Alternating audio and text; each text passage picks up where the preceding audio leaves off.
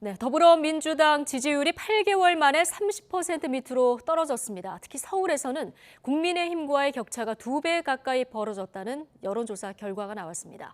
이재명 대표 체포동의안 부결과 당내 갈등이 영향을 미친 것으로 보이는데 민주당 내 친명계와 비명계 갈등은 오히려 거칠어지고 있습니다. 박기환 기자가 전해드립니다.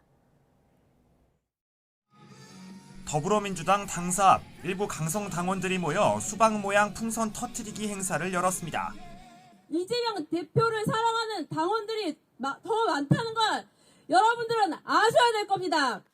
비명계를 배신자, 겉과 속이 다르다는 뜻의 수박에 비유하며 이재명 대표 체포안 표결 결과에 거칠게 항의한 겁니다. 이낙연 전 대표에 대한 제명 요구 청원도 5만 명을 넘어서며 비명계를 겨냥한 공세가 날로 거세지고 있습니다. 여기에 당내에서도 당무 감사 평가에 당원 여론조사를 반영하고 지도부 선출 때도 권리당원 투표 비중을 높이는 방안을 검토하고 있습니다. 지도부는 공천과 관련이 없고 최종 결정된 사안이 아니라며 선을 그었지만 계파 갈등의 또 다른 불씨로 남게 됐습니다. 이해찬 당대표 때 마련된 시스템 공천안이 있다. 굉장히 좋은 안이고 이 공천안을 기준으로 하겠다라고 이미 말씀을 드렸습니다.